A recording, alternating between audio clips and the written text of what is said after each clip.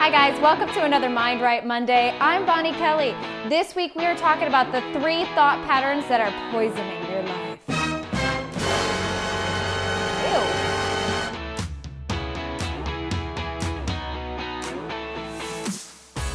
Hi guys, welcome to another Mind Right Monday. I'm Bonnie Kelly. So today we're going to talk about the 3 thought patterns that could be poisoning your life. Now, before I get into those, let's quickly talk about what a thought pattern is. Well, thought patterns are just redundant thinking patterns that you have. So they're repetitive thoughts or repetitive types of thinking that are plaguing or influencing your life. Now, the big thing about this is to realize is that we're creatures of habit. So we have a lot of habits that are going to be affecting, or I always say infecting, your reality. So we need to pay attention to which ones are serving, but mostly which ones are not serving us. And so that way we can start shining a light there for improvement. So the 3 that are some big ones that we hear a lot in, whether it's my coaching clients or comments or just different tips coming back in these videos, are these common thoughts that are poisoning people's lives. The first one is thinking that money equals happiness.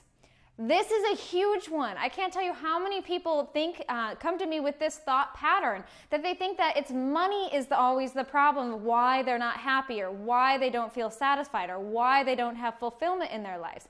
And they think that by having this magical dollar is going to magically give them everything they want in their world. Now, don't get me wrong, I love money. In fact, I'm sure you love money too, because money totally helps, enhances your life, and gives you a lot of opportunities that you can't have without it. So it's cool to love money, but it's not so cool to think that happiness is a result of money. Money is going to give you opportunities to find more joy, but it doesn't mean that that's the only way you can ever be happy. So you want to recognize when you are in that complaining about money, or when you are thinking where money should equal happiness, and really get into this place where just happiness is a choice, is that you can choose to be happy with what you have now. And in fact, when you are in that place or in that state of mind, you really truly begin to open it up to allow more and inviting more in. So recognize if you're there, start to end that thought pattern, because that truly, truly isn't true. All right, so let's get into the second one today, which is thoughts that compare yourself to others. Oh my goodness, is this one a big one? I can't tell you how many people get stuck in this comparison trap. And it could be in a lot of different degrees, right? Whether you're comparing yourself, based on what you have or what you look or how you dress or how much money you have. And there's an endless supply of people to compare yourself to. There's social media, our siblings and our friends and our colleagues, right? And so when we start thinking like, oh man, Susan over there totally got this Tesla. I've always wanted a Tesla, but I can't afford a Tesla. And so that means that I'm not good enough, or I'm not, smart enough, or I'm not successful yet. Or we begin to make crazy sacrifices in our life so we can have that too, even though we can't afford it. So it's important to recognize when you get stuck in this comparison trap, because those type of thinking really is poisoning your life.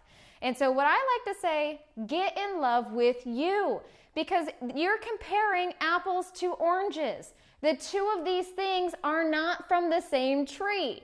You have to recognize that you had different adversities, you've had different challenges, you've had different successes, or even different opportunities in your life that person has or has not. And so you need to recognize that you're an endangered species. There's no one like the awesome person that you are. So stop comparing apples and oranges. Fall in love with the fruit that you are. Be one with your awesomeness and enjoy that, so you don't have to continue to suffer. All right, this leads me to my third one, which is when we have thought patterns of predicting a doomsday future. Holy cow, guys, okay? I get it. We're all guilty of doing this, where we have certain challenges or changes that emerge from our life, and our mind goes into the worst case scenario, right? We're thinking about absolute worst that can happen. And our mind begins to obsess over that, and we begin to complain about it, or we get sucked into the drama vortex of this situation. And it becomes all consuming. You know, it's keeping you up at night, and it's all of this chaos is created within you.